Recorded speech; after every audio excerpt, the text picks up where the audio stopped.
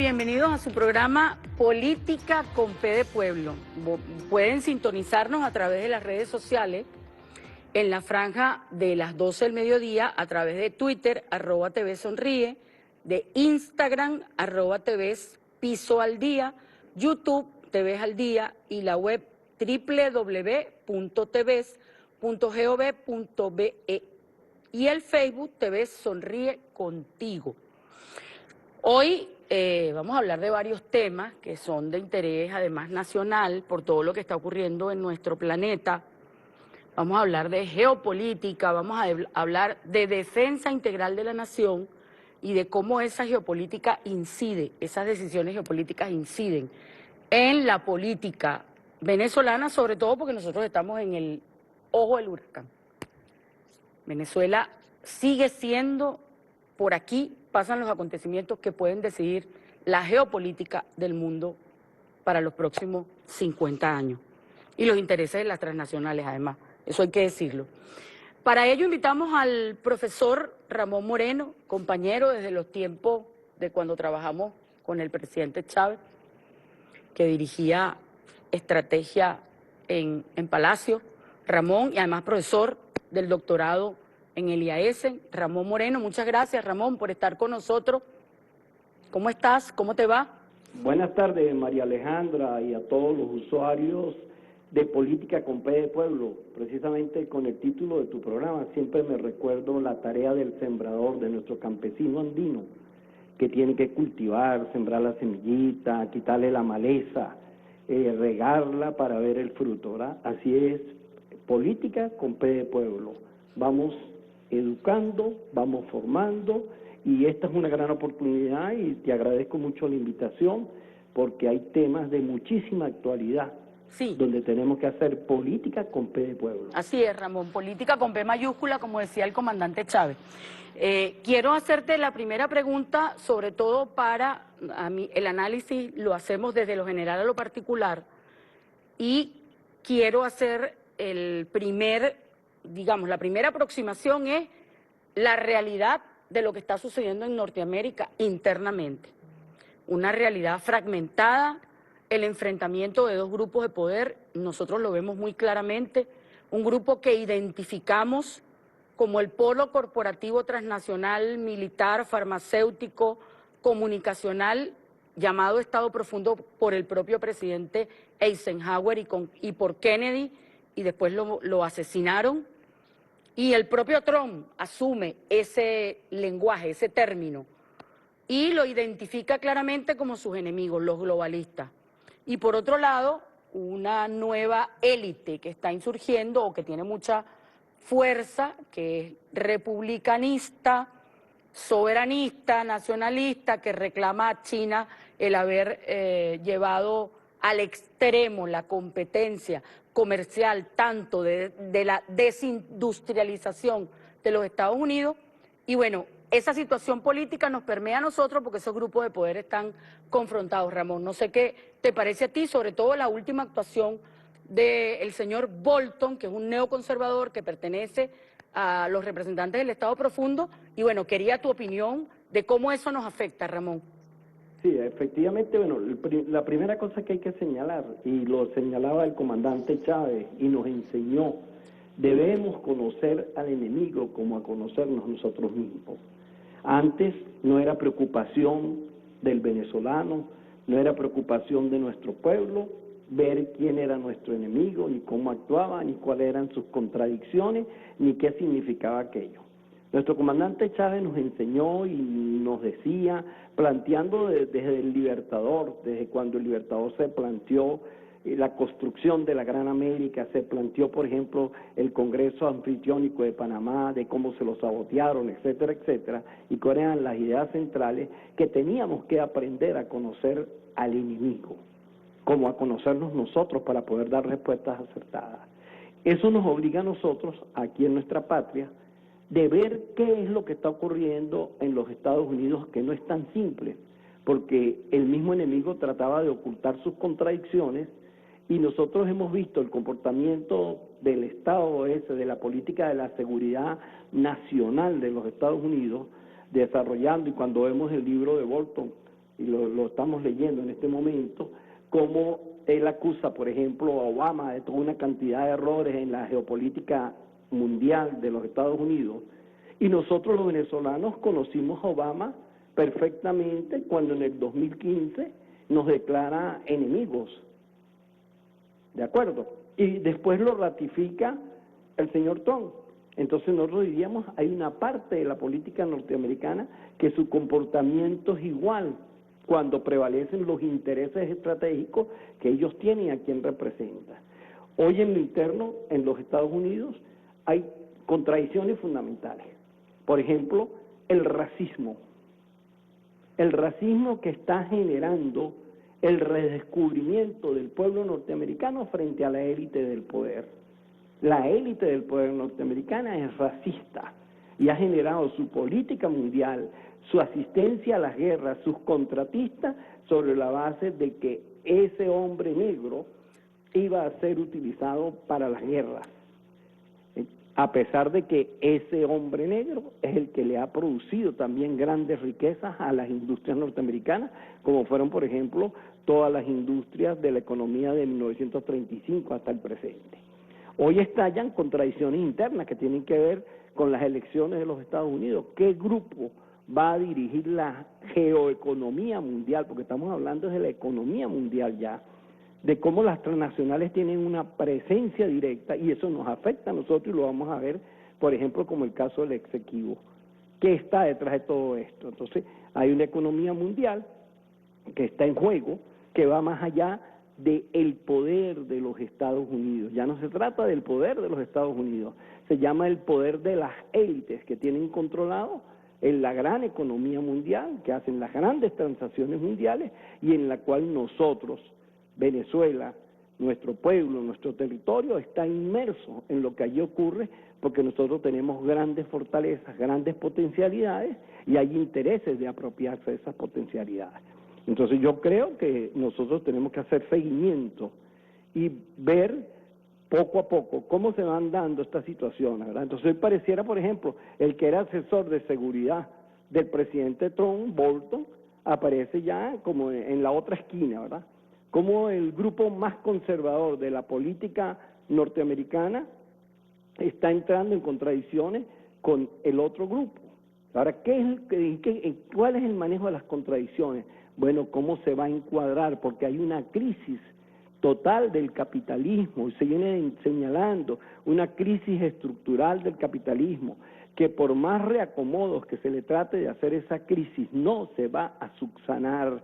O sea, el capitalismo está en plena decadencia y esos reajustes, esos reacomodos que ellos tienen que hacer va a costa de la inmensa cantidad de pueblos del mundo. Y aquí es donde tiene sentido, donde tiene valor las grandes tesis de hombres como Dussel, las grandes tesis del comandante Chávez, las grandes tesis de los pueblos emergentes del mundo, que así como hay la crisis aguda, también tenemos la oportunidad. Esa crisis de los Estados Unidos se nos convierte en una oportunidad para los pueblos del mundo a reorientar hacia dónde debemos dirigirnos, hacia dónde entonces el concepto del humanismo, el concepto de la solidaridad, el concepto de la paz, pero la paz de verdad, la paz creadora de los pueblos, no la paz otorgadora, sino la paz creadora de los pueblos, pudieran ser los nuevos vértices hacia dónde orientar esta nueva reconstrucción global, reconstrucción mundial. Claro, ahí estábamos leyendo, por cierto, una carta publicada por Vladimir Putin, que fue traducida no oficialmente por una compañera en uno de los grupos donde estamos, y observaba, por ejemplo, la visión que tiene Putin acerca de la ONU y del poder de veto, porque él considera que 5 potencias, en este caso 5 centros o 5 hegemones, incluso lo ve, yo no lo diría expresamente, pero habla de que el poder de veto no puede acabarse porque la única manera de mantener a raya al otro que quiera sobrepasarse es a través de eso. Dice que hay que fortalecer la ONU. Nosotros discrepamos de esa posición, porque nos parece que lo que se tiende es a trabajar desde fortalecer una instancia que nosotros creemos está penetrada por las corporaciones transnacionales. Hoy la ONU se sirve del concepto de hegemonía mal utilizado, Gramsciano, para tratar de imponerle como un suprapoder a los países soberanos, sus lineamientos, y así funciona la OMS y así está funcionando la Corte Penal Internacional y la Corte Internacional de Justicia. Todos esos organismos funcionan como un escudo, o digamos mejor, como una telaraña que se impone sobre la soberanía. Incluso ya hay tesis en donde se sacrifica la soberanía de los países por la defensa de los derechos humanos, que es un argumento desde lo moral. Ahí está la tesis de la teoría de la responsabilidad de proteger, que fue lo que le intentaron aplicar a Venezuela. ¿Cómo queda la defensa integral de la nación y la soberanía frente a esa nueva realidad? Ramón, te pregunto. Sí, fíjese que un previo para responderte esta, quería decir, el COVID necesariamente va a generar una redimensión de la sociedad humana. Puede que en este momento todavía no, porque el hegemón distribuido entre esas grandes élites del poder y las grandes transnacionales no lo permite todavía. Pero yo creo que se va generando una conciencia colectiva en los pueblos del mundo, incluso a preguntarnos cuando se revisa la Agenda 30, tú sabes lo que es la Agenda 30 y a los compañeros que nos escuchan por la televisión en este momento y por los sistemas de comunicación, ya en la Agenda 30, que es donde las Naciones Unidas elaboran la visión para el 2030, se preveía que iba a existir una cantidad de virus, etcétera, donde ha salido a la luz pública que la intención de las grandes transnacionales, que todas tienen laboratorios de biocelulares para producir, o sea, maneras de cómo reducir a la población, porque todos ellos consideran que hay demasiados gastos en el mundo, demasiados gastos globales, que hay que reducirlos, y la única manera de reducirlos es terminando población. Sí. Mira la solución que tienen para los problemas, ¿verdad? Pero Ramón, esa Agenda 2030 que tú estás mencionando, en el próximo segmento vamos a abrir con un pequeño video que encontramos en redes sociales donde demuestra la relación y la inversión que hacen algunos personajes oscuros que representan el globalismo, como Soros, en el tema farmacéutico, porque a través del tema científico-farmacéutico intentan colarnos esa agenda climática, colarnos la agenda de la eugenesia mundial, la agenda de la vacunación, pero además con un chip para podernos tener controlados. Yo te pido que lo dejemos para el próximo espacio porque tenemos que hacer un corte, me están avisando. Voy a leer las redes sociales antes de que se me olvide, porque a las 10 de la noche tenemos redifusión de este programa. En Twitter, @tvsonríe, en YouTube, TVs al Día, en la web www.tvs.gov, con B de Bolívar, .ve, con B de Venezuela, y Facebook, TVs Sonríe Contigo. Ya venimos con el profesor Ramón Moreno.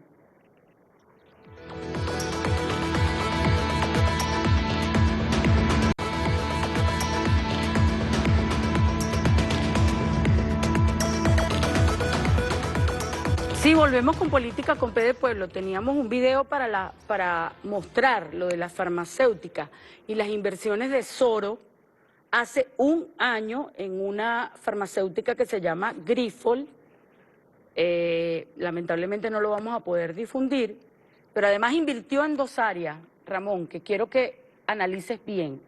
Una farmacéutica de nombre Grifols, que aumentó desde que la compró el año pasado, como que si supiese lo de la pandemia, 187% en ganancia, porque él además anuncia que para julio tienen la vacuna. Recordemos que Soros está aliado con Gates, pero además invirtió en una universidad virtual, global, ¿ok?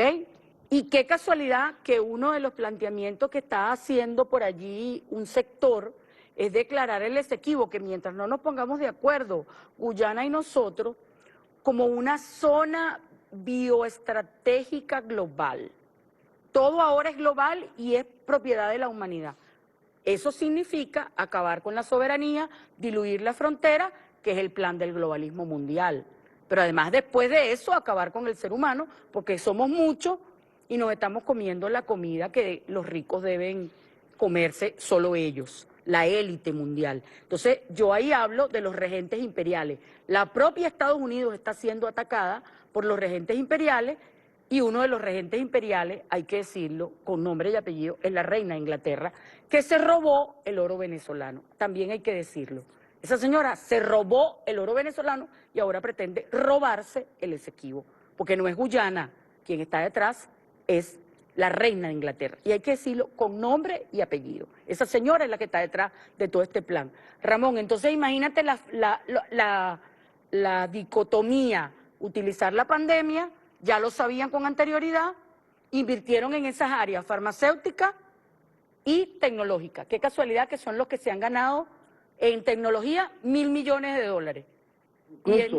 Incluso, María Alejandra, hay algo más delicado todavía. Ok. Estamos viendo hasta ahora el estallido mundial de lo que es la pandemia del COVID. Pero ya hay lectura del trabajo, que por eso lo de la universidad que ellos plantean, que ya la están desarrollando, y todos los laboratorios y universidades chiquitas que tienen todos estos grandes empresarios mundiales globalizados, por ejemplo, el uso de la nanotecnología para construir una nueva genética humana, para construir un conjunto de elementos que van a acabar con conductas humanas y generar prototipos de conducta de acuerdo a las necesidades que la inteligencia estratégica tiene para estos sectores globalizantes. Entonces, esto es muy importante porque esto ya lo dijeron públicamente y lo plantearon en la Agenda 2030. Incluso ya ellos mismos señalaron, se nos adelantaron los acontecimientos, entre comillas, porque ellos ya tenían toda la infraestructura de investigación con las universidades, con los laboratorios, y entonces, frente a esto, aquí tenemos la respuesta, que es los sistemas de vacunación, como lo hemos visto en anteriores momentos, pero no en la magnitud del desarrollo del mundo globalizante que ellos tienen, ¿verdad? Es interesante aquí la referencia de este autor conocido, de Stulin, donde tiene que ver también, y del profesor Manuel Mariña, los regentes mundiales. Sí, los regentes imperiales. Exacto, los regentes imperiales, porque fíjate lo siguiente, en la conducta de Inglaterra con respecto, por ejemplo, a los recursos venezolanos, bueno, es la misma conducta que hicieron en la época de la colonia los españoles y que hicieron también los ingleses sobre nosotros. Después de la sucesión, de la pelea de la sucesión, en 1700 y tanto, acuérdate que ellos se pelearon por la sucesión al trono. Así y eso fue una guerra entre Inglaterra y España, tanto que hoy España sigue sodomizada por los ingleses. Y me disculpan la palabra tan clara, pero es que no hay otra forma de decirlo. La pobre España fue sometida por los ingleses y todas sus colonias hoy, ellos asumen que son de ellos. Porque incluso el Libertador se les plantó en 1822, cuando metieron los colonos en el Esequibo, y le dijo a José Rafael Revenga, usted va para allá y le dice a esos tipos que me saquen a los colonos de allí. Bueno, lamentablemente, fíjate, el pensamiento del Libertador y la geoestrategia del Libertador, que era tan valiosa y tan importante, no fuimos perseverantes, no cumplimos con la tarea que hay que cumplir históricamente, y hoy tenemos los resultados que tenemos con esta controversia, donde nosotros lo que estamos discutiendo es la soberanía y la seguridad de la nación venezolana.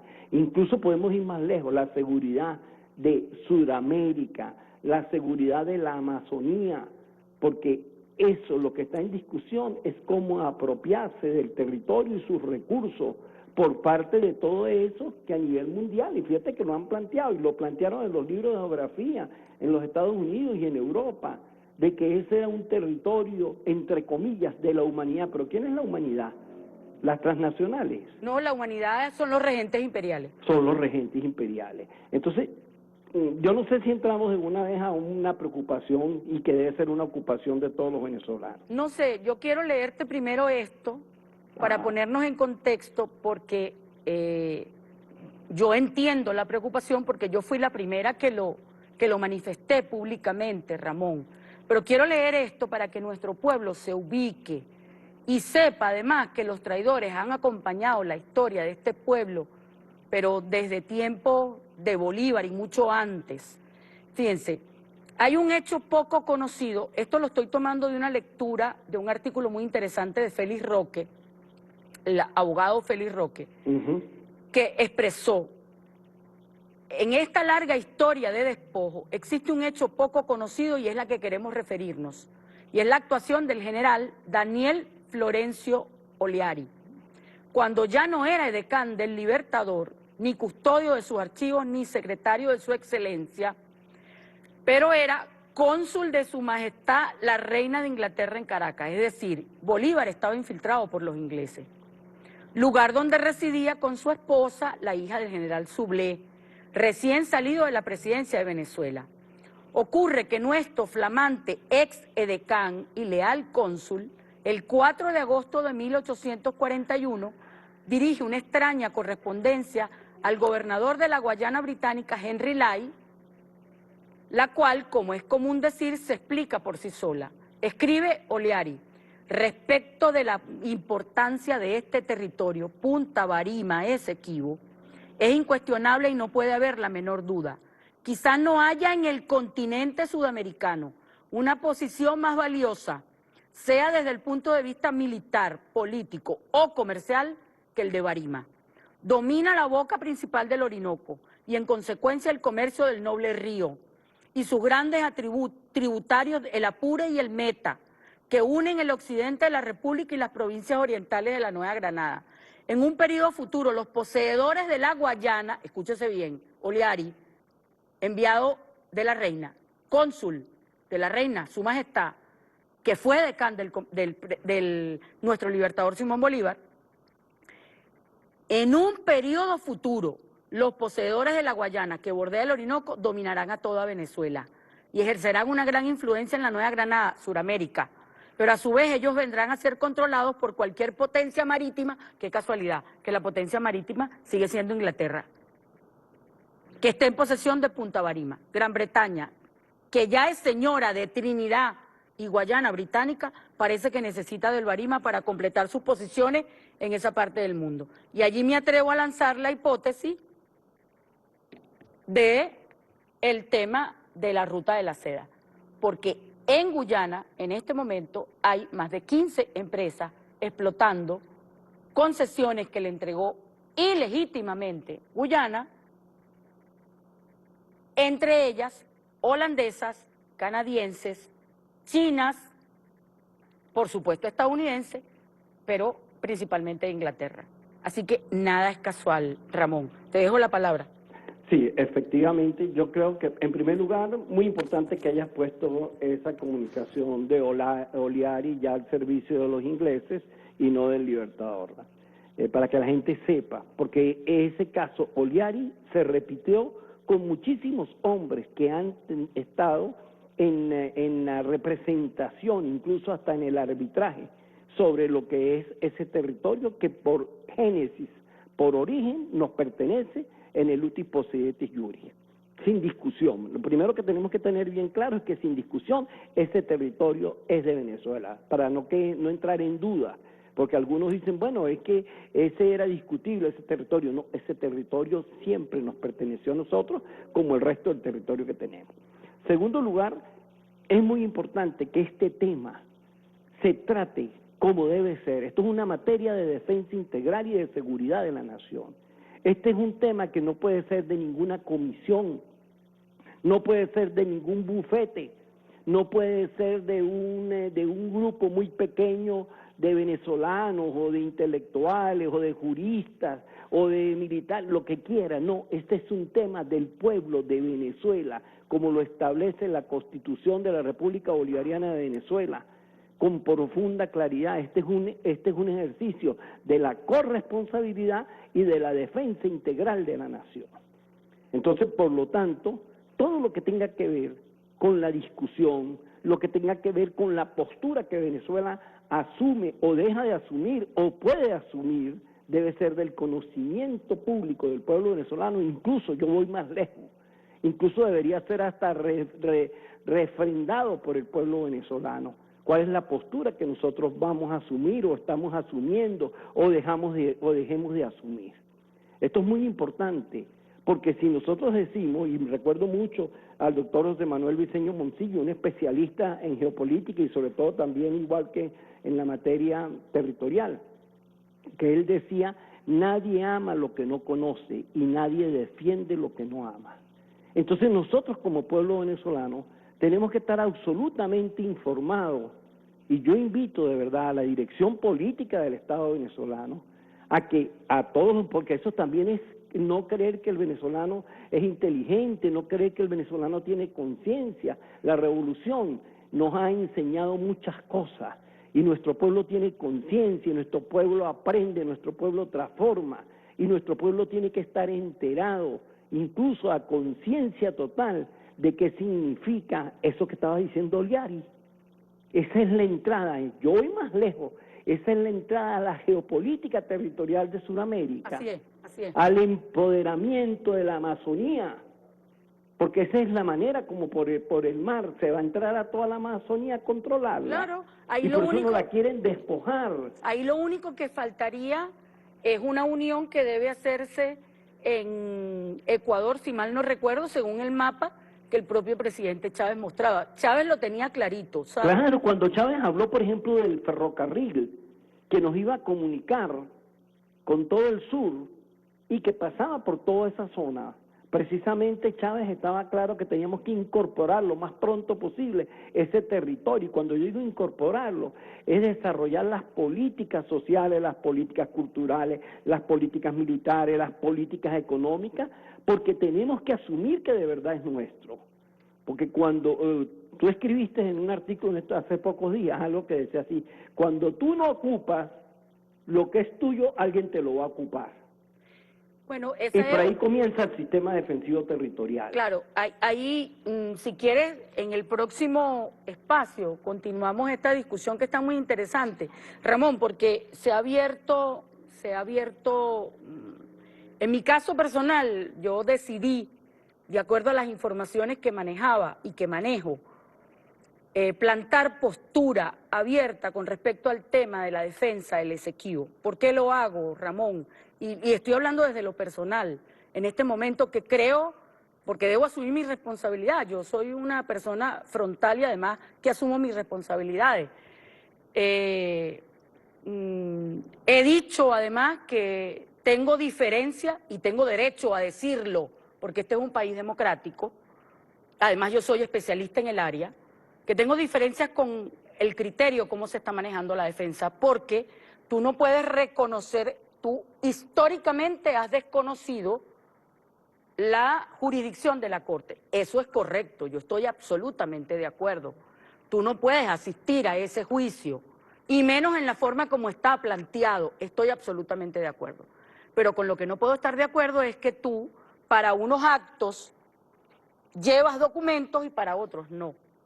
El año pasado llevaste documentos para el nombramiento de un juez ad hoc, pero ahora no te opusiste por escrito o no llevaste ningún documento para la celebración de una audiencia telemática que se va a hacer el 30 para decidir si la Corte es o no es competente, cosa que está negada porque el propio Acuerdo de Ginebra firmado por Inglaterra desconoce que ese sea un asunto de la competencia de la Corte.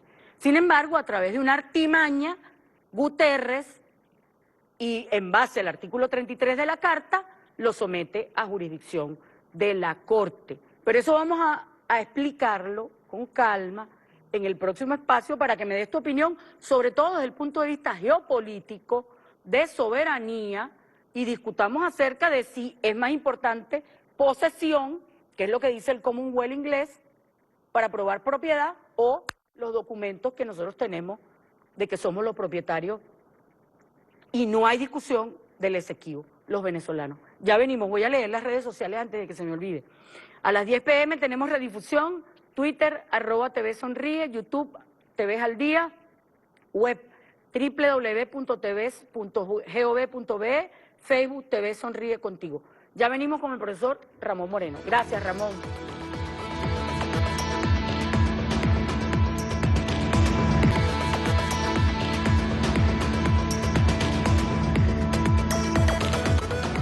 Sí, vamos a leer las redes sociales para que puedan sintonizarnos a través de ellas. Twitter, @TV Sonríe, Instagram, @TV Piso al Día, YouTube, TV al Día, la web www.tv.gov.be y Facebook, TV Sonríe Contigo. Nosotros hablamos, Ramón, de una celada como parte de la geopolítica y de la tenaza que le están aplicando a Venezuela.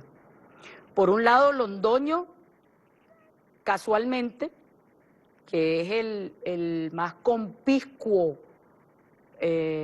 autor, protagonista de la idea de que Colombia, la capital, debe llegar a Maracaibo, en una clara alusión a una posible anexión de Colombia, aparte de Venezuela, y sus afanes con el Golfo. Hace 15 días publica un artículo donde casi se frota las manos, porque si la Corte Internacional de Justicia decidiera ilegítimamente que el laudo de 1899, que está viciado de nulidad absoluta y fue reconocido por Inglaterra en 1966, y después le dieron la libertad a Guyana, qué casualidad, como para que Guyana no apareciera en el combo, pero por supuesto que ellos han obviado el convenio en cuanto les desfavorece, y el señor Londoño se frota las manos diciendo que bueno, que vienen entonces por el reclamo del Golfo, es decir, lo que no pudieron hacer porque no lograron fragmentar a Venezuela internamente, entonces lo van a hacer a través de transnacionales o a través de cortes internacionales. ¿Cuánta razón teníamos cuando decíamos que teníamos que salirnos de todos esos organismos que pretenden ser supranacionales, que van en contra de la soberanía del país? Solo quería mostrar, en este momento Guyana tiene 16 empresas a quienes le ha dado concesiones. La Guyana Gold Company, Baishan, China, Tullow, SC Mineral, LTD, Reunion Global Corporation, Biocapital, está una de Brasil, Ecoatlántico, Anadarque, Exxon, otra China, GES, CGX y otras dos que no distingo porque la imagen está muy, pero muy difusa. Pero bueno, Ramón, te dejo la palabra. ¿Qué significa esto para nuestra soberanía y para la defensa integral de la nación? Y si es que no estamos actuando en correspondencia con lo pautado por nuestra Constitución cuando reclamamos que queremos saber públicamente cuál es la estrategia. Tenemos derecho. Sí, fíjese lo siguiente, viene la astucia de las transnacionales y esta globalización mundial del capitalismo en plena crisis que necesita de todos esos recursos bioenergéticos que significan no solamente el exequivo, ¿verdad?, sino el ingreso vía exequivo al control incluso del arco minero, al control de Amazonas, al control incluso de la Amazonía, pueblos abajo, ¿verdad? Entonces, ¿cuál es la astucia? Que ya no tenemos nosotros confrontación con otro Estado-nación, sino que tenemos confrontación con 16 multinacionales que supuestamente representan a 16 estados nacionales de otros territorios, de Europa, de Asia, de África, etcétera, etcétera, para entonces llegar a conclusiones como las que ya se avisoran. Tenemos que llegar a un arreglo donde podamos tener ese territorio para todo el mundo. Fíjate esa situación, ¿verdad? Lo que se está planteando desde el punto de vista de la geoestrategia de los regentes imperiales frente a lo que es el significado de ese territorio tan importante, incluso para el desarrollo potencial de Venezuela como una potencia, como lo señalaba nuestro comandante eterno y supremo Hugo Chávez. Ese es un punto. El segundo punto que voy a decir, y lo digo con todo el cariño y con todo el respeto, que así como estamos enfrentando la pandemia del COVID-19, deberíamos, por ejemplo, en esta semana, tener una cantidad de programas de radio y de televisión, incluso cadena nacional, donde se le explique al pueblo de Venezuela lo que está en juego en esa actuación internacional, en la llamada justicia internacional, de la cual nosotros hemos sido partícipes, porque nosotros hemos recurrido a esa Corte Internacional de Justicia, que tenemos que denunciar lo que allí significa, lo que allí se hace, y que eso forma parte de todos esos organismos multilaterales, multimundiales, y es más, yo estoy claro y tenemos que decirlo, ¿y para dónde juega el señor Guterres? ¿Jugará para los pueblos del mundo o jugará para las grandes transnacionales, dando la favorecencia como lo hemos visto en muchas de las actuaciones mundiales que hay, incluso con respecto a la pandemia? Entonces yo sí creo, porque eso es un problema de seguridad de la nación, es un problema de defensa integral, incluso es un problema constitucional, de que los asuntos que tienen que ver con la independencia, con la soberanía, con la seguridad de la nación, son corresponsabilidad del pueblo de Venezuela.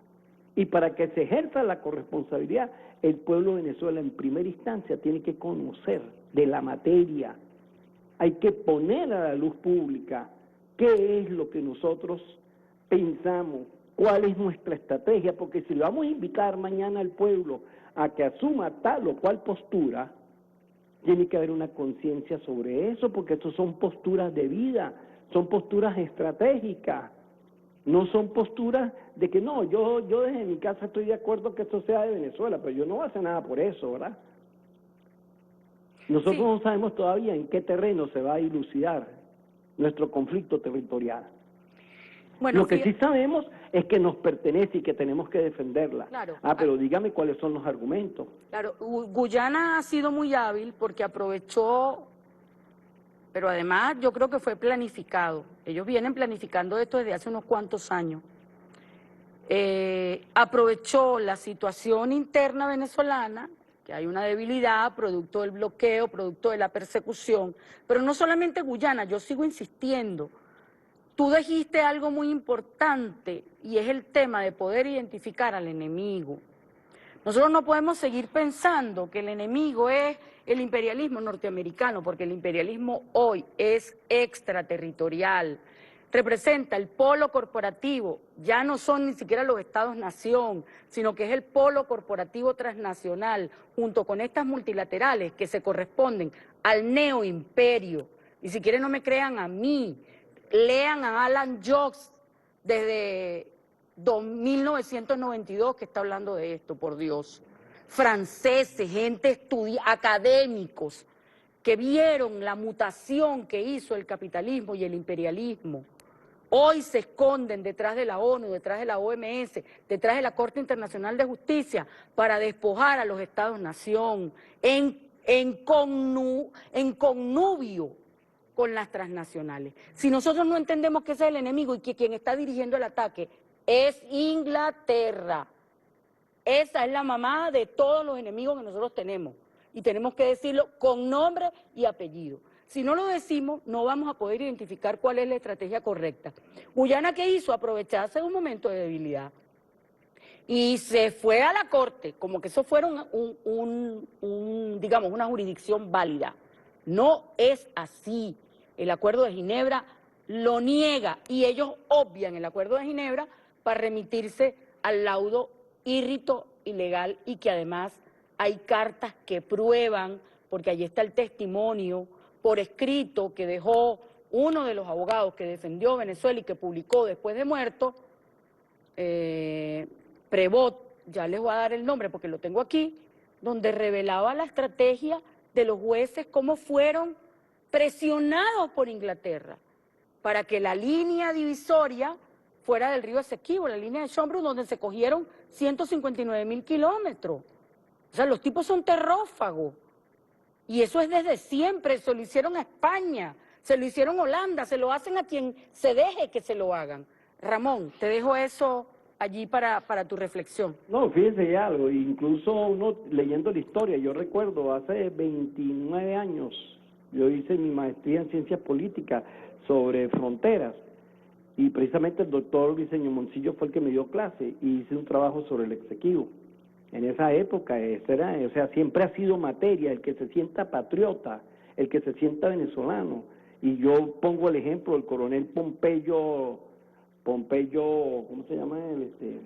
Coronel Pompeyo, Sí. Un especialista que habla en fronteras. Él siempre ha señalado, ¿verdad? Y ha remarcado, primero, que no tiene discusión y no podemos aceptar esa discusión de que este territorio no es de nosotros.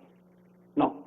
Segundo elemento, tenemos que generalizar el conocimiento sobre el exequivo y sobre las argumentaciones que el enemigo maneja en contra de nosotros y sobre las argumentaciones que nosotros manejamos del porqué de nosotros y cómo vamos a ejercer la ciudadanía y el poder territorial y lo que significa la defensa integral de la nación, porque eso es parte de la nación venezolana.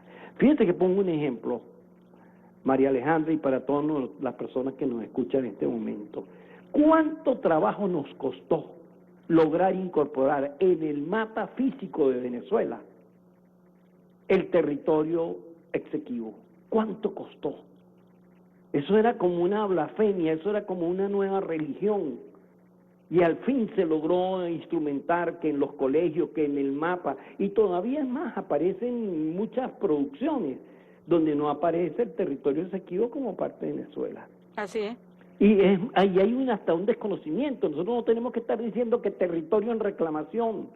No, nosotros no estamos reclamando nada, es de nosotros. O sea, y hemos cometido errores. Y te digo uno, por ejemplo, que a mí me pareció muy significativo. Nombramos hasta un embajador allá, pero ¿por qué tenemos que nombrar embajador? Se nombra embajador cuando es otro país. No, nosotros podíamos haber montado una oficina, lo que sea, mientras tanto, pero no tenemos por qué nombrar un embajador. Ese territorio es venezolano. Entonces, así hay un conjunto de detalles y de errores históricos que hemos cometido, y eso no viene de ahora, que ha sido siempre. Pero en este es un momento muy importante y por eso se habla de Venezuela, se fundamenta en un proceso democrático, protagónico, de ejercicio de la corresponsabilidad y de unión cívico-militar. Esas 4 categorías tienen que darse en este momento que es trascendente. Claro. No puede ser que el día 30, a las 7 o 8 de la noche, nos diga pasaron tales y tales cosas y nosotros no sabíamos nada, pues. Claro, no. Ramón, fíjate, nuestra preocupación, yo estoy completamente de acuerdo contigo. Y cuando digo nuestra preocupación, lo digo desde mi profundo sentimiento bolivariano. A mí me formó una mujer que es bolivariana. Mi formación como bolivariana se la debo a mi madre. Creo que dificulto que haya alguien que conozca más a Bolívar sin ser historiadora, es profesora de Historia y de Geografía de Venezuela, además abogada, es mi madre. Y mi madre nos enseñó a que nos doliera hasta la médula, la patria.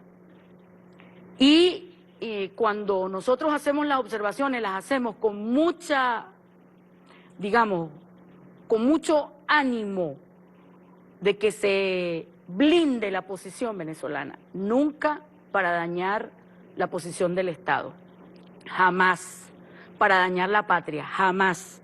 El que crea que nosotros estamos haciendo esto porque estamos buscando sentimentaraje se equivocó, no nos conoce. Lo estamos haciendo porque es un deber patriota. Llegó la hora de los patriotas, llegó la hora de defender lo que es nuestro. Y no le vamos a entregar sin pelear el Esequibo a nadie, que se sepa. Por lo menos esta es la posición de esta patriota que hoy está preocupada por lo que creemos que además es legítimo. Dice un cuento de los abogados que cuando hay 3 abogados hay 4 criterios. Bueno, eso puede estar pasando en este caso. Entonces unamos criterios. Pero para poder unir criterios tenemos que saber cuál es la estrategia. Sí, yo creo que es una invitación, María Alejandra. Claro, es una invitación. Fíjese, son 3 componentes fundamentales que conducen la revolución. Y en las repúblicas anteriores, o en las formas de gobiernos anteriores, pues era entendible, el pueblo no tenía ningún nivel de participación, no existía la corresponsabilidad, la Fuerza Armada era solamente para cumplir una orden, para ir en contra de los pueblos, y no para defender de verdad la patria, y por lo tanto cada uno estaba disgregado en todo aquello. Gracias a nuestro comandante supremo y eterno, hemos empujado, hemos impulsado, hemos revivido, y ayer lo sentíamos con la batalla de Carabobo, el significado de un ejército libertador, y hemos creado conceptos trascendentes de seguridad de la nación y de defensa integrada. Así es. Entonces, esos conceptos trascendentes ya están inculcados en el pueblo, Pero hay cuestiones que son fundamentales donde el pueblo tiene que tener la información. Así es. Y tiene Nosotros que tener estamos la orientación del Estado, que Claro. tiene que haber la conducción, decirle a un pueblo, porque si mañana le tenemos que decir a nuestro pueblo, tenemos que ir con las armas a retomar lo que es de nosotros, entonces tenemos que hacerlo, ¿verdad? Claro. Ramón. Si tenemos que decirle que es con un diálogo de paz, que es con esto, tenemos que hacerlo, pero tiene que haber esa información, esa conducción, no puede quedar, porque le pasó a López Contreras, dijo, me engañaron, yo no sabía que perdió territorio por el sur del lago, hemos perdido territorio por Apure, estamos perdiendo entonces también el Exequibo, y todo se queda en comisiones de altísimo nivel que terminan traicionando los intereses de la patria. Bueno, Ramón, nosotros estamos tratando de hacer la diferencia, levantamos nuestra voz con mucha, además con mucha conciencia patriótica. Te agradecemos que nos hayas acompañado, tu orientación, como siempre, que estuviste tanto tiempo al lado del comandante Chávez, que llegaste a conocerlo muy de cerca. Gracias, Ramón, y nosotros despedimos este programa por el día de hoy y nos vemos Dios mediante y la Virgen del Valle, como siempre decimos, la semana próxima. Bueno, muchas gracias a ti, María Alejandra, y bueno, esta es parte de la lucha. Acuérdense que es como los campesinos. Así es. Sembramos, cultivamos y obtendremos los frutos. Así es. Saludos. Un abrazo.